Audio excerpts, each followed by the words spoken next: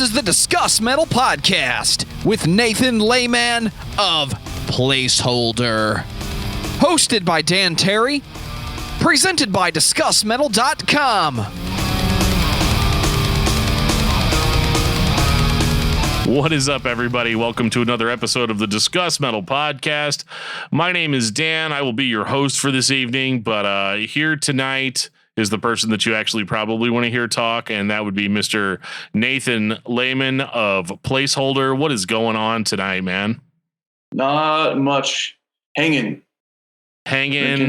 a bush, like a true St. Louisan, right? Yes. So this is kind of an interesting interview for me because I don't usually get to interview people that are in the same area as me, which I know is kind of weird that we're not doing it in the same room. I promise the next time you guys see Nathan on the podcast, it will be very much in the same room. So I wouldn't worry. I wouldn't worry too much about any of that. Indeed. But yeah, so, you know, we kind of have a little bit of exciting news. Placeholder is putting out a brand new EP, brand spanking new. And, but my understanding is that it actually, it actually has been kind of a long time coming. That in more ways than you know, Dan. Yeah. So this EP actually dates back. I tried to figure out what the actual, maybe when it was actually written, but maybe like 2013 or 2014. Oh, wow. The drummer for Placeholder, Travis, he writes a lot of music, and he actually writes like all the actual music for Placeholder. And this EP was actually something that he had written like probably back in 2013 or 14, if I had to guess. Okay. Maybe a little later than that, but it was some music that was really awesome. And Placeholder decided to actually start working on the actual recordings of it and playing them live, because we thought that it'd be a good like next step for us to work into. So the recording of the EP started back in the fall of 2019 and didn't wrap until pretty much a year later. We wrapped up the recording. Yeah. Wow. So it was on pace to be done within like probably five months, and then the pandemic hit and just kind of ruined all those plans. But yeah, we've actually been playing these songs live since like our second show. So okay. Yeah, for sure. I mean, it's tight too. That's the thing that, you know, when I was listening to it, it's not that I don't like to hear bands that are local to me or anything like that, but it's like whenever I hear, you know, it goes without saying that, you know, hundreds of times a day I get messages from people, hey, you know, check out this or check this out.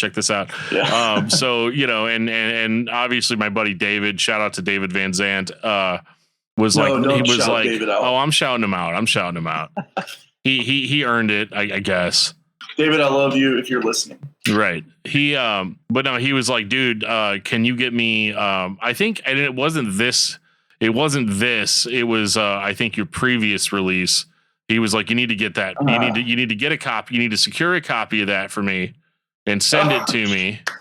And I was like, yeah, I could probably do that. And then I didn't, because, you know, dude, I was hoping that you would bring this up. But the funny part is Dave thought that was like an actual 7-inch for the longest time. Yeah. Well, that's what he kept saying. He's like, where's that Placeholder? Yeah. He's like, where's that Placeholder 7-inch? And I was like, I don't remember. Yeah. I don't think so. Yeah. He was like asking me about that for like months. Like, dude, I need to get a copy of this. Like, I need it. I'm like, dude, why? It's a CD. Like, I don't know why it's so sought after or whatever, but I guess he thought it was an actual 7-inch. So when I mentioned that this was coming out as a 7-inch, he was like, oh, well, I guess now there's something first time I can get with Placeholder that's a 7-inch. So there you go. Yeah, he was. Well, that'll make him happy. I know he's addicted to he's addicted to music that warps. If you leave it in the sun too long, or gets left out on your porch, or you order it from merch now and it comes broken in half, you know, that sort of thing. Happen it's happened to me before. Or just like bad pressings. I've actually kind of really gotten away from vinyl over this past year or so. It's not that I don't like the format. I think it's awesome, but like, there's just too many risks involved, you know? Yeah, definitely. But we're not here to talk about that. We're here to talk about you. So I'm gonna get some background info for anybody that doesn't know Nathan or Placeholder. Where'd you grow up? So I grew up outside of Nashville, Tennessee, by like probably 20 minutes. Okay. A little town called Millersville. It's just a suburb, kind of like just a suburb on the north side of Nashville. Yeah, not a St. Louis native. That's fine. Nobody's perfect. It's okay. I'm actually, you know what? I'm not technically a native either. I wasn't born in St. Louis, but what was music like for you growing up? So I grew up listening to a lot of like Christian music as a kid, like, I don't know, whatever, like the Newsboys and oh man, it just makes me laugh when I start thinking about all the music that I used to like. DC Talk. Those are like the first DC Talk album was like my jam. I think it's called New Thing or whatever. Yeah. That was like the music that I listened to until I kind of jumped off into something a little bit more like alternative, I guess I would say. Yeah. But definitely like growing up in a church and around, like, my parents were not allowing like other music than like popular Christian music. So probably until like age 11 or 12, that's pretty much exclusively what I listened to. Gotcha. Yeah. We definitely have that in common. There's definitely something interesting about the stuff that you grow up on, and then kind of that transition into kind of like, I think how you said it is perfect alternative. It's not necessarily that you woke up one morning and you're like, I'm into hardcore now, you know? Right. So it was many years before that happened, but right. What was that transition like, kind of going into kind of music at large? Like at what age were you able to kind of be a little bit more free in what you listened to, what you were able to check out or bring home? Yeah. So, well, I remember this is the first memory that I have about anything other than like mainstream Christian music was, I assume it was a 90s movie because this was the 90s. Okay. Most likely, or early 2000s, I guess. But anyways, it's this movie, and there's the Ramones, I Want to Be Sedated is on the soundtrack. Oh, cool. And my friend and I were watching this movie, and we heard the Ramones, I Want to Be Sedated. And we were like, oh my gosh, what is this new music that we've never heard? Like, it was just crazy to us. Right. Right. And we were talking about it, and my friend's dad, who like grew up in California, was like, oh, that's the Ramones. And that was basically all he told us about it. So we rewind the movie and listen to the song again or whatever. And I just kind of filed away like, oh, Ramones in my head or whatever. Right. And that was like from 4th grade, but it wasn't until like, I think 6th grade that I was actually homeschooled during 6th grade. Okay. It was the only year that I wasn't in public school, but when I was homeschooled, there was this guy named Chris at this homeschool co-op, which I guess for those like not familiar with homeschool co-op, it's like a day school that you go to. Like if you're homeschooled to like meet up with other kids. But there was this kid named Chris Upton. I still remember his name because it was like this, but he was this punk kid, and he wore like, you know, red plaid pants and like studded jacket and stuff. And so he was cool. He was like the cool kid. And I was like already kind of like into skateboarding. Like I remember I had, you know, like whatever the Trans World and stuff like that. I was already kind of into skateboarding, but I wasn't really hip to like punk music or anything. And I was like, oh my gosh, this kid is so cool. And he was like probably 3 or 4 years older than me. And he was like the punk kid. And I would like try to talk to him. And he had a brother that was my age who was also like in awe of how cool his brother was. So anyways, like, but looking back at that time, that kid made like a transition within like the 6 months, within 6 months from, he was wearing like plaid pants and stuff and had like long hair and like safety pins all over. But I remember the back of his jacket, he had this like System of a Down, the System of a Down patch. And like, kind of looking back, I'm like, man, this kid was kind of a poser, which is funny, but he's the one that kind of started the ball rolling, but he then kind of transitioned and started getting hip to more actual punk and like the Casualties and Anti-Flag and stuff like that. Sure. I mean, we're all posers though, really, you know? Yeah. Yeah. And then my mom and dad were like, oh my gosh, our kid's into punk rock. This is the end of our world, you know? So they like, I think my mom and dad looked up like Christian punk bands. Okay. Because they're like, there's got to be something prescriptive that we can give, that's Christian to combat this. And so they gave me Life in General, and that was really what started me on the path, like truly. Okay. Was listening to Life in General by MXPX, because I was like, this is Christian and this is cool. And it kind of was like, but like, if you know Life in General, it's a fast record. Oh yeah. And so it really helped me develop my love for fast music. Sure. And I think one of the best yeah. things about that record too is it's like, yeah, it's Christian punk, but like, it's not really. I mean, you know what I mean? Like, it's not like overly, overly religious. Like, you could show it to your friends and they'd be like, oh, this is really cool. Yeah, they were definitely like they weren't just like, it was far cry from the music that I was listening to before, as far as like messaging goes. So yeah, for sure. But obviously that's not the end of the journey. Where'd you go next? From Life in General to, probably wasn't from like Life in General to like, Sick of It All. No, kind of a gradual transition from like 6th grade up until like 9th grade. From like 6th, 7th, and 8th grade, I was obsessed with punk, and like I had no context of what hardcore was. But I was super, like, my favorite band was the Casualties. Like, okay, yeah. I had like the Underground Army record, and that was like the Casualties were like the band. And then like Dropkick Murphys were big for me. Like the earliest, like the first Dropkick Murphys record, and like The Gangs All Here, those were like huge records for me. So went down a street punk path, and then probably around I started getting into like BMX riding. Okay. And there's a professional BMX rider named Seth Kimbrough. Yeah. Who was in a Christian hardcore metalcore band Mortal Treason. Yep. Yes. And Mortal Treason was on like a couple of like music, like Road Fools videos, which I don't know if anybody remembers those, but they're like basically like BMX videos. Yeah. And they had like music videos of them. And I became obsessed with that, because like I was like, this is crazier. This is more wild than the Casualties or GBH or Discharge, like, I'm like, this is crazy. So I was kind of starting to get into it, and I went to go see them. They played in Nashville. And I can't for the life of me remember who they played with, but they must have played with a Death Wish band.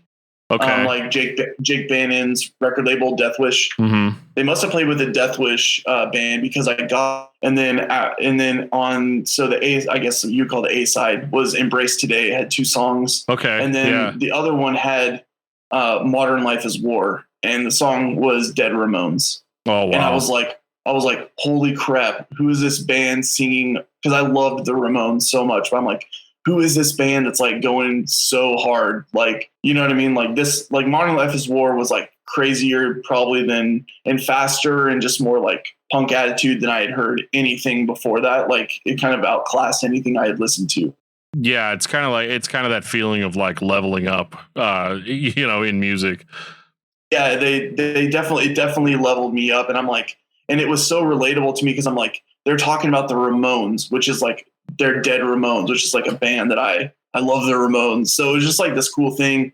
And then 2 weeks later, I went to Cornerstone Fest. Oh man. 2 weeks later, I went to Cornerstone, and I went to Cornerstone with my best friend, the kid that I discovered the Ramones with from watching the movie, his older sister, and then 2 kids that were already hipped to hardcore and like really into hardcore. So I went to Cornerstone, a young punk, plaid pants, leather jacket, patches, and came home with like a 7th Star t-shirt and No Innocent Victim shirt. Oh man. And I like cut my jeans into jorts and wore Vans. And I was a hardcore kid when I came back from Cornerstone. So pretty much within like a span of like 3 weeks, I went from this like crazy punk kid to like, I discovered hardcore at Cornerstone. Right. And I was just like, I'm in. I don't care. Like, this is sick. Punk does nothing for me anymore. I just want to hear. I don't know. I just want to hear hardcore. So, yeah, I mean, it's the next evolution of punk. It makes way too much sense, when you look at the timeline. And Cornerstone especially is one of those places that it was such an experience where, you were literally just, you had bands playing all around you all day. Bands that sounded just as good as the stuff that you'd probably listen to elsewhere. And, I can remember how many times bands would come up at Cornerstone and give flyers like, hey, where are you guys playing? Oh, we're playing over there, but there's nothing there. Yeah, we're going to hook a generator up. We'll be there, we'll be there at 3:00 or whatever, which might be the most hardcore thing ever. Yeah, a lot of cool generator shows. I wish I could remember. Oh, man. I have so many thoughts in my head of like bands that I might have seen on a generator, but I'm not sure if it was them. I saw Flatfoot 56 on a generator kind of before they took off. That was one of the first generator shows. I mean, it was like the craziest thing because I came into Cornerstone for the first time already kind of into more like metalcore type stuff or whatever. Obviously, I was not disappointed, when I got there. But yeah, that's interesting too. Like, so you kind of discovered hardcore through, not discovered hardcore, but just really got into hardcore through Cornerstone. I think that's really cool. Yeah, and like Dropkick fan, and they're like obviously like the Christian version of Dropkick, right? Only like just as cool, like especially like the Knuckles Up record. I think that was like the one, and that was the time frame that I was at Cornerstone. But they had this other band called Lust Control. Yeah, Lust Control. No, not Lust Control. It was a band like Lust Control called Sexually Frustrated. I don't think I heard them. That's interesting. Okay. I'll send you a link afterwards. But it was like a joke, like sexual purity band. Okay. And they covered Minor Threat, and I think they covered Seeing Red. And I had just heard about Minor Threat, and I'm like, oh my gosh, they're covering Minor Threat, a hardcore band. Like these punk guys are covering a hardcore band. And these are just the stupid things that you think when you're 14 or whatever, 15 years old. It's like, oh my gosh, there's like mutual respect between hardcore and punk, which in your mind is like so crazy different, but really like hardcore is punk. It's just different. 100%. Like it wasn't until, and that's what's funny too, is kind of making that distinction, because hardcore was never something that I thought of as like heavy music. Right. But a lot of people generally, because like once I got midway through high school, if you told somebody you listen to hardcore, they would say like, oh, like Norma Jean, right? And it's like, well, no, not really like that, like not exactly. Yeah. Like, and they're like, what are you talking about? You're like, oh, well, hardcore bands, they play like, really fast, and you have got like a guy yelling the whole time or whatever. And they're like, yeah, that's like Norma Jean. I was like, it's not the same thing. I can't write down words to really explain. You just have to show somebody a hardcore band and then show somebody like a metalcore band and all that. And you could sit there, you kind of start feeling like Bubba from Forrest Gump, like, you got this kind of shrimp, you got this kind of shrimp, you got this kind of shrimp. Yeah. That's like the greatest. Yeah. That's like the greatest example of that. It's like, yeah. You got metal tinged hardcore, you got metallic hardcore, you've got traditional hardcore, you've got posse hardcore, there's just all this different stuff. But when did you so whenever you were kind of getting into this kind of music, like at what point were you like, okay, I have to do it myself? Like I have to get into a band or be part of a band in some way. Yeah. So, I mean, I mentioned that I'm from Nashville, Tennessee. So it's pretty much like whenever you become old enough to like have motor skills, someone gives you a guitar. So, so I started playing guitar, I think in like the third grade, maybe. Okay. Second, or like it was early. It was like I was like maybe seven or eight, maybe, when I started playing guitar. And then I like got into punk, and I was like, I got to have an electric guitar. Right. So then I got an electric guitar, and I was just messing around with it. And then this girl who went to my church was like, you got to learn, if you want to play punk, you got to learn like power chords and bar chords. Right. So she's like, here, the best song you can listen to is Nirvana Smells Like Teen Spirit. And she like gave me a copy of Nevermind or whatever. And she's like, this song, number whatever, listen to it and learn to play along with it using this chord type. So then I learned how to play bar chords. And that's like, to this day, like there's literally a guy that I know that was like wanting to play guitar. And I'm like, listen to Nirvana Smells Like Teen Spirit, learn to play it, and then you'll be able to play like anything. Yeah. Anything you want. Yeah. Punk rock. Like it's easy. So, I don't think I actually like, it's weird because I didn't really have, a lot of mutual friends that were into the music that I was into, because honestly, like there was like a big divide in my area of like, you had kids like me that were into punk and then later into hardcore. And then you had kids that were into Pantera. Right. It was like either you're a punk kid or you were like into Pantera. That was literally, it felt like at the time that was the only choice, was to be a Pantera fan or other. Right. So I was like, I just grew this like deep hatred for Pantera at like such a young age, which is so crazy to like look back on. I'm like, I mean, I can get down with a few Pantera tracks, but I'm like, still to this day, I'm like a little bit in my heart, I'm like, no, it was a traumatic experience for me being around so many Pantera kids. But I agree. The exact same story from school. Like for me, like it was Pantera this, Pantera that. It didn't matter what band I listened to. Some idiot from the corner would be all like, "That's pretty cool, but it's not as cool as Domination by Pantera." And I'm like, oh my god, like come on, man. Did you guys listen to any other bands? They're like, yeah, we listen to both bands. We listen to Metallica and Pantera. It's like, okay, cool. Yeah. Oh my gosh. Please don't beat me up, you know. Yeah, I know. It's like, yeah. So, but I didn't actually start my first band until I was like a senior in high school, which sounds weird. And it was a really bad band. It was really bad, but it was like, it was metalcore, I guess. Yeah. Because like I was really into hardcore. Like I was listening to like Agnostic Front, Sick of It All. Those are like the band, in Madball. Those are like the bands that, once I found out what hardcore was from like the, I guess, secular side, like those are the bands that made me fall in love. Was like, yeah, Madball, Sick of It All, Agnostic Front, and like First Blood and Terror. Those were like the bands that really got me like cemented into hardcore.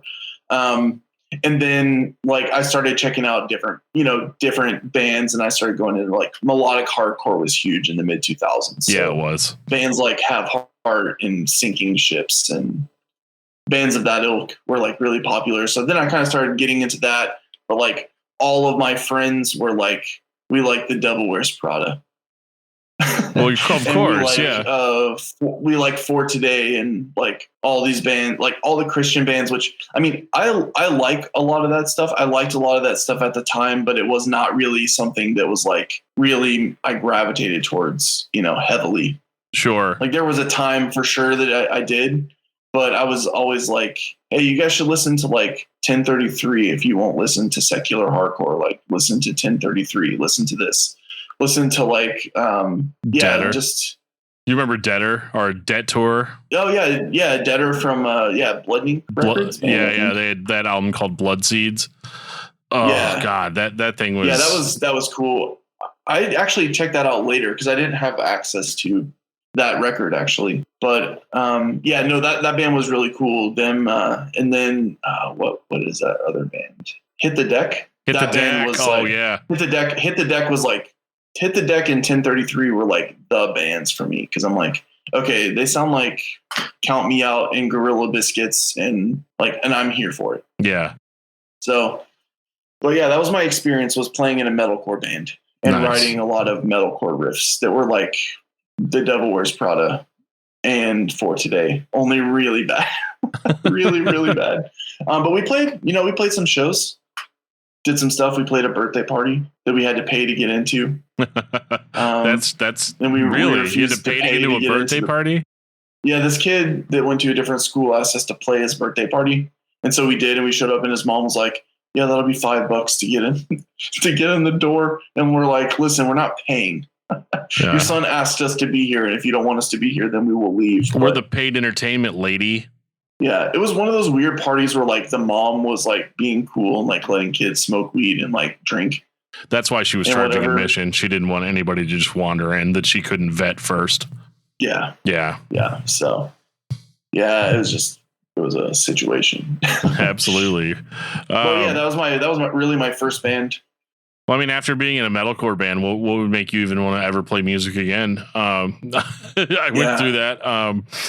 You know what? I guess for Elephant in the Room. I guess how do you end up in St. Louis playing with Placeholder? Yeah, so I went to school in California. I met my wife there. We got married and moved back to Nashville. Okay. And then I started working for the evil corporation CarMax, the auto superstore, and I was a buyer for them. And they asked me to move to St. Louis and open a location, 2 locations. And I was like, yeah, sure. I don't have anything else to do, and it's a promotion. So yeah. Sure, let's go. So I moved out to St. Louis, and probably from like 2011, pretty much from the time I got married until like 2015, I've always been into hardcore and punk music, but I wasn't checking out new bands between that time frame. Gotcha. Because I had just moved to St. Louis. I was also fairly newly married, so I wasn't really interested in checking out like new bands, and I was just kind of not over the hardcore thing, but my interest wasn't really peaked. Sure. I kind of really lost interest after like Have Heart quit, and then it felt like kind of that whole like scene was really dying down. The Bridge 9 scene was kind of like really dying down a little bit, and little did I know that Defeater was a band, and that whole scene was going to be huge. It was about to just right, go like wildfire. Or probably was like currently very big. But anyway, so I kind of like, in place of actively going to shows and checking out music, I started buying records. Okay. So probably about 2010, I started buying records. And that's important because when I moved to St. Louis, I was like I've been into records, and I'm still into buying records and record shopping. But I met this guy named Finney on social media, on Instagram, and we just bonded over our mutual love for hardcore and punk records. So we would always talk, and like we kept talking, like kind of like what you and I like, oh, we're going to meet up, we're going to hang out or whatever. Yeah. And we never really did. And I posted one day, I was just playing guitar, and I was just like, whatever, I'll post this on Instagram because it's a cool riff or whatever. Right. And he hit me up and was like, hey, do you want to come jam with my band? And I was like, yeah, sure. So I took the opportunity to go meet up with him and join his band, I guess, or try out for it. Right. And that night they asked me to be a part of their band, and I was playing guitar in a band that was actually playing the songs from our new EP. Oh, wow. We were, that's how I knew about those songs and suggested Placeholder work on them, was because this previous band was doing that. But that kind of crumbled. And then about a year later, the same guy, Finney, reached out to me and said, hey, we want to start this band called Tensions Rising. Okay. And it just sounds like Hatebreed, like Satisfaction is the Death of Desire era Hatebreed. There's nothing wrong with that. It's Ramones hardcore. It's like open, first, third, fourth. It's like three chord hardcore, but it's just, and it's angry. Yeah. Yeah. It's just dumb and kind of ignorant. And so I was like, yes, I want to do this. I'm in. So I joined that band, and we played some shows, and then I had another band going on kind of simultaneously with some people that I met through social media called Give Up. Okay. And I was writing songs for that band, and we were practicing quite a bit. And then the wheels kind of fell off of that one. Mm-hmm. And I was like, I felt pretty invested in that band, and I was like, I really want them to go, because like the songs that I was writing were very like, I don't know if you've listened to like Carry On, yeah, or like Comeback, like early Comeback Kid kind of stuff, like very fast melodic kind of hardcore. And I was like, man, I really wish that this band was still going on.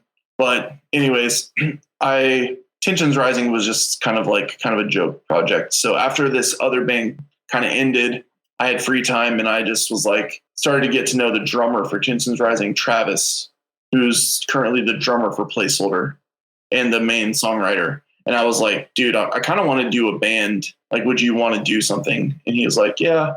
So he like, I don't know, he had this demo that he had sent me a long time ago that sounded kind of like Kid Dynamite from Lifetime. And I just hit him up via email and I was like, let's start a band that sounds like Kid Dynamite had a baby with Newfound Glory. And that was literally the title of my email. And then he's like, all right, that's fine. Let's do it. So we got together some members, and that's how Placeholder formed in the fall of 2018. Okay. So that's what you were getting at, because with these songs are actually super, super old. Yeah. Because I was like, I don't remember, because it's one of those things where if Placeholder had been around that long, I would have like known about the band like sooner than I did. Yeah.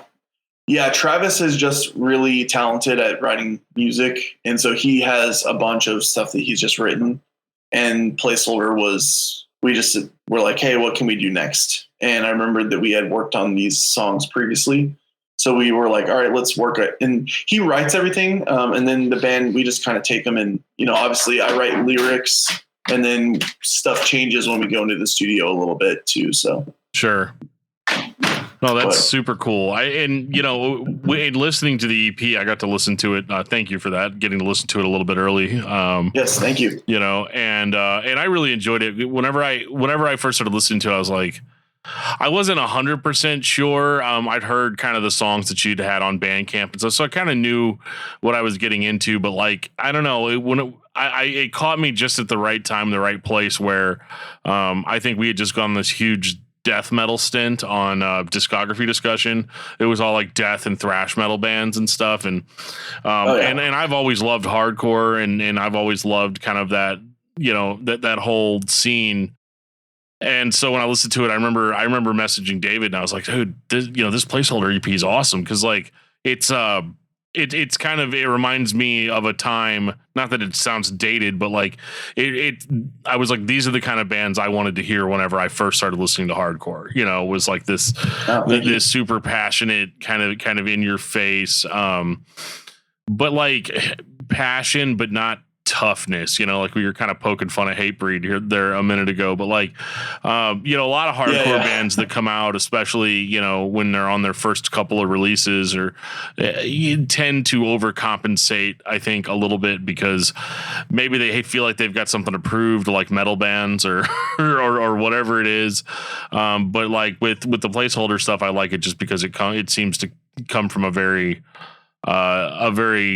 honest place and a very passionate place. And so it's like that's the reason I'm into hardcore, is because of passion, and because like people that actually care about what they're singing about, or they just care about that kind of music enough to just give it their all when they play.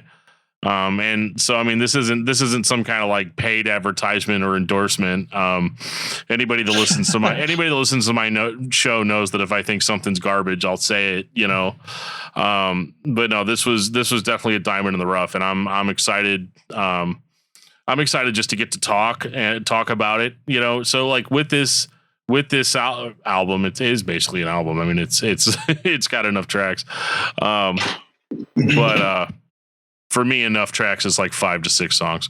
It has exactly 5. Yeah.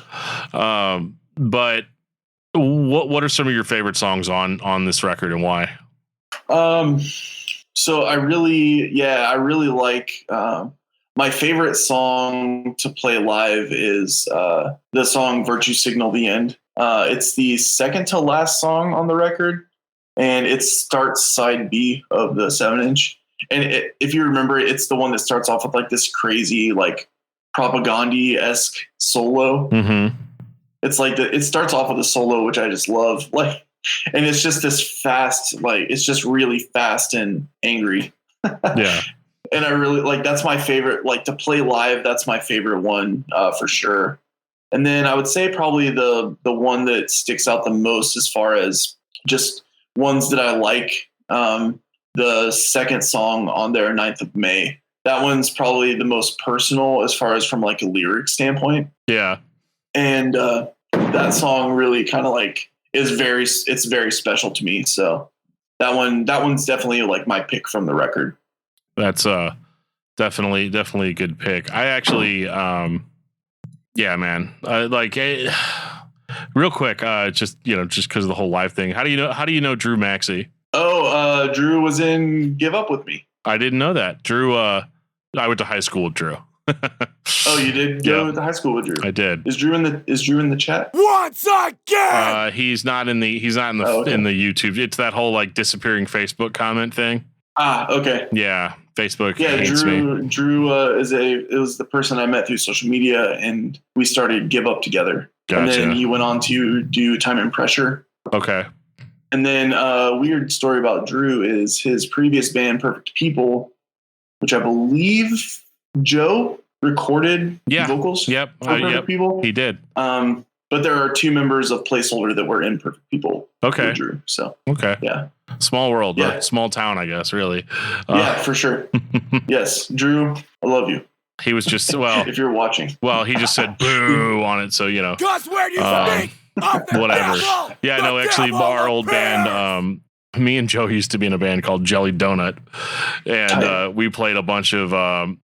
Drew was in a band. I think they were called The Deficit. They were like a punk rock band. We played. It was right whenever Jelly Donut went from being a new metal band to being like a wannabe metalcore band, and.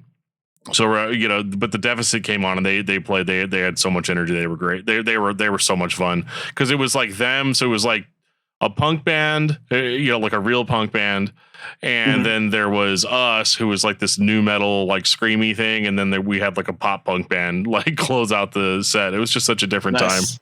Oh yeah, I miss those days. I might actually have a recording of that now that I think about it. If I find it, I will. If I find it, I will show it to you. It is. I just gotta say, I'm impressed that you were a new metal band that went metalcore, as opposed to a metalcore band that went new metal. Well, that was a different time. You deserve serious applause for that. Well, we were also called Jelly Donut. I mean, come on. Yeah, I mean that's a sick name. We hate the name Placeholder. So if we would have thought that Jelly Donut was like an available name, we probably would have rather had that than Placeholder. So $8, I'll sell you the name Jelly Donut, or you can just buy me a beer or something. But like the thing is that you can't copyright Jelly Donut. But anyway, the thing, actually, it's funny because the pop punk band that closed the show, they were like the big band in our high school. They were called Donut Factory. So we had like a bunch of donut bands. You guys had a very donut centric, donut high school. Yeah. Yeah. But no, the only reason we went from new metal to metalcore was just changing of the times. When we started playing music, the popular bands on the radio were like Linkin Park and Stained and Korn and Limp Bizkit. And then I kind of went through this like transitionary phase where I started listening to stuff like Zayo and Living Sacrifice and like that really, really, really heavy stuff. So I just decided I didn't care what Joe was playing on guitar. I was just going to scream the entire time. And so we kind of transitioned a little bit into that. So of course the next band we did after that, Into Destiny, was just metalcore. I can confirm that Into Destiny was tight. Oh, really? You sent me those demos. They're pretty cool. Oh, did I? You can listen. We actually just, and this is, you know what? I'll say it later because we're here to talk about your record, not my old shitty record from 2006. That we just released on Spotify for some reason. It's on Spotify? That's 20 listeners, man. That's like 20 whole listeners. Oh my gosh. You guys are literally catching up with Placeholder. No, we're not. As far as the monthly listeners go. No, not after this interview, buddy. Not after this interview. Well, I'll take your word for it. Yeah, you should. It's a baseless claim. But yeah, so lost my train of thought. So this is being put out. You guys are putting it out with help from the record label, that's Don from the Record Space, right? Yes, Donald. Yes, the man, the myth, the legend. The man. Don's the man.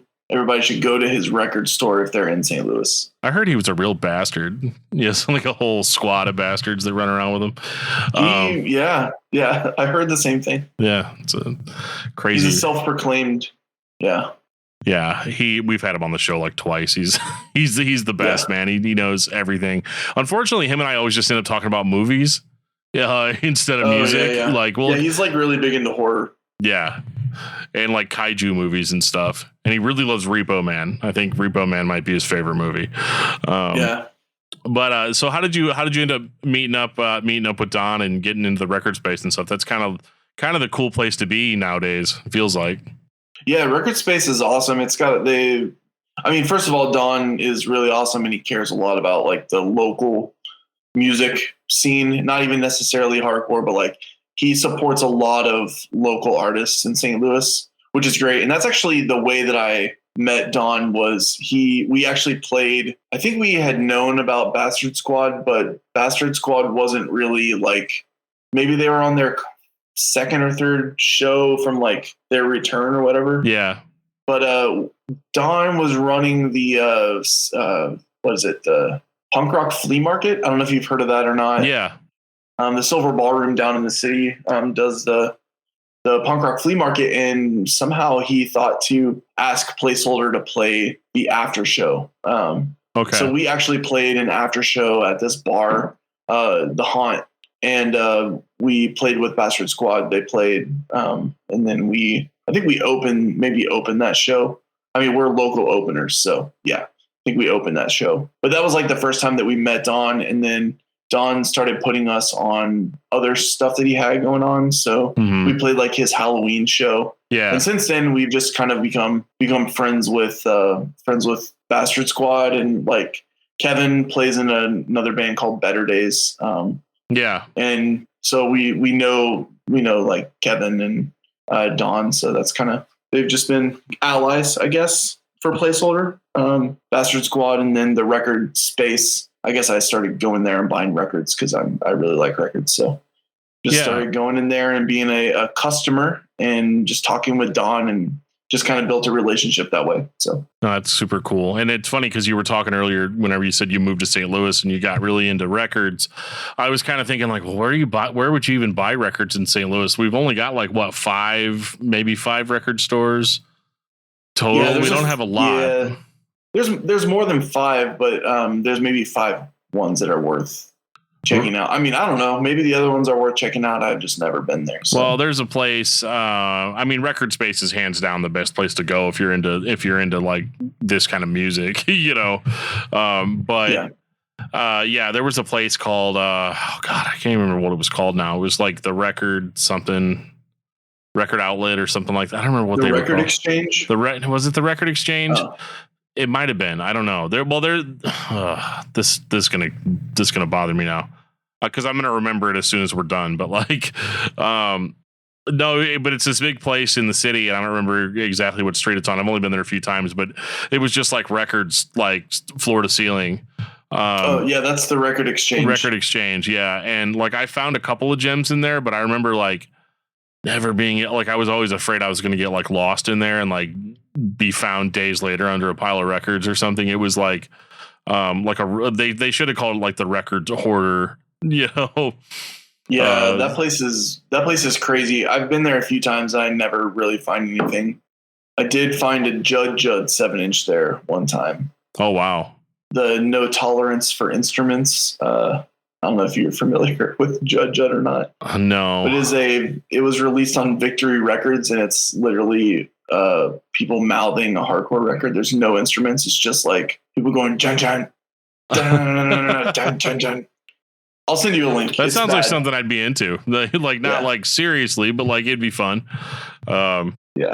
Yeah, and I think we had Street Side Records was one of the. I don't think I ever went there, but yeah, my local spots usually are like obviously Record Space. Then I go to Planet Score. Yeah, Music Record Shop, and then Vintage Vinyl has a surprising. Forgot about Vintage Vinyl selection every once in a while. You'll go in there and get lucky. Yeah.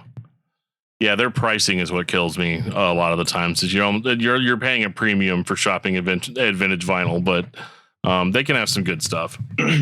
Yeah, I found their dollar. They have like a dollar bin of 7 inches. That's my go-to there. Yeah, I found like a No Parade 7-inch for like $1 there last time I was there, which I'm like, oh yeah. So you can't beat that. There's still good deals out there, but they're few and far between. So we already talked about this, but when's the record coming out? This Friday comes out on July 2nd, this Friday. Sweet. Yeah, digital. It goes live on digital, and then like Bandcamp, Spotify, all of that. It'll be all 5 songs will be live there, and then the 7-inch will be available for purchase as well. Sweet. Make sure to save me a 7-inch so that I can tell David I'm going to send it to him and then not send it to him. That's just, I need it. And I'll take pictures of it. I'll take pictures of it and everything and be like, yeah, bro, I got it right here. Yeah, man. It's like Reddit. It'll be like a picture of me putting it in an envelope, like a, something. And he'll be all like, what? You said you were going to send this 6 months ago. I'd be like, I know, right? Here it is, still sitting on my, But David wouldn't like that too much because he sent me a Bloody Sunday shirt from the Face Down Fest, and I was supposed to send him a placeholder shirt at the beginning of the pandemic, and I think I sent it to him in like October. Sorry, David. I was really nice to him. I think it was sometime last year in 2020. He had expressed that one of his like whale, like one of the records he wanted the most was They Attack at Dawn by Bloody Sunday. And I just happened to be perusing some like Christian rock and metal site, and a guy had it for like $10. And nice. And I really wanted to order it for myself, but like David had just gotten done telling me like, this is one of my whales. Like I want this thing so bad, and I was like, do I buy it and just never say anything about it, or send him pictures of it? Yeah. Well, that's just it. If I would have gotten that, I mean, it would have been like pictures all over Facebook, all over me, and he would have known from talking to me before that I didn't have that record since the last time that we talked about it. Right. So yeah, I sent him over the link, and a couple of weeks later, he was a very happy man. So yeah, I think I bought my copy on Discogs. It was cheap too. It was like $8, but yeah, they're nowhere to be found anymore. Yeah, they're not valuable, but they're hard to find. Yeah. Yeah, and that's the worst record layout ever. Like the packaging is horrible. It's like it has new art from Dave Quiggle, which is sick. Yeah. But like it's not even a cardboard jacket. It's like a sleeve with like a bent over. It looks like a 7-inch sleeve. Oh. But it's not even a full fold. It's like a half fold. Gross. It's bad. Yeah. But I'm like, man, whoever licensed it from Facedown did a bad job with that re-release. Well, I'm calling them out.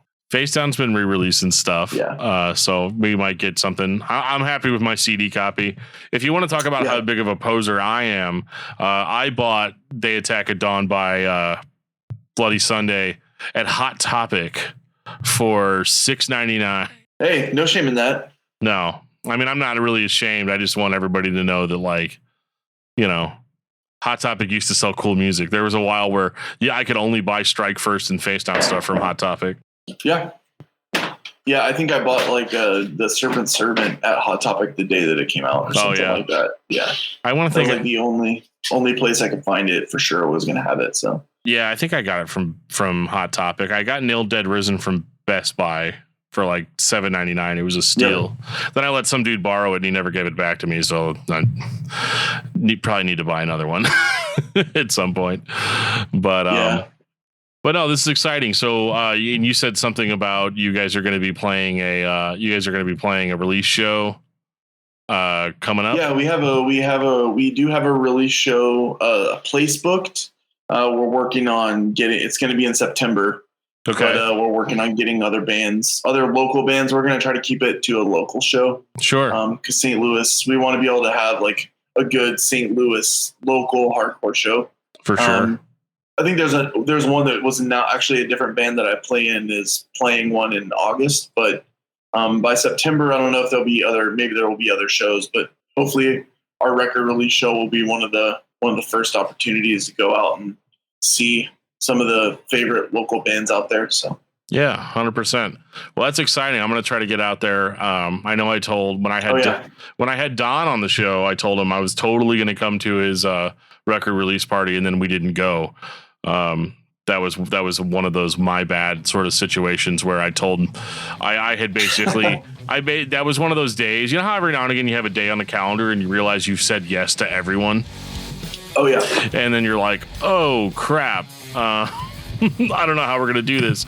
I had like 2 podcast interviews and then a regular episode of the podcast, like the music review portion of it, and I had to like go a bunch of places. I told my wife I was gonna do a whole bunch of stuff or whatever, and then when I got off the phone, I was like, I just told Don Bastard that I'm gonna show up at his show, and I'm not. Like, I know I'm not, and I felt terrible. But so if he watches this or listens to this, I'm sorry, Don. I'm sorry. I didn't mean it. I was at that show. If it makes it more awkward for you. Yeah.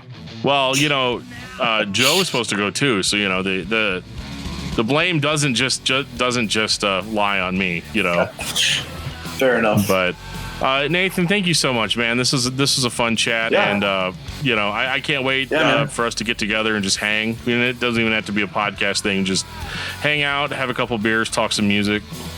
Yeah, let's do it. We'll get Adam involved. Absolutely, 100%. He could drive us all over town. That's what I've decided that needs to happen. So fair enough. Yeah, he's only like 20 minutes from me, so we can. Yeah, I'm the one that'll come out. I think I'm probably like 30 minutes away from you guys, so I got to come out of my like hick town, and yeah, fair enough. So, all right, man. Well, everybody everybody should be looking forward to Friday.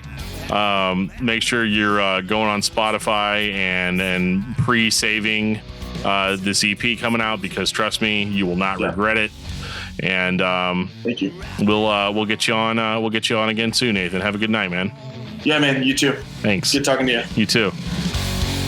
This has been the Discuss Metal Podcast with Nathan Lehman of Placeholder. Check out Placeholder on Bandcamp and all your streaming services. Presented by discussmetal.com.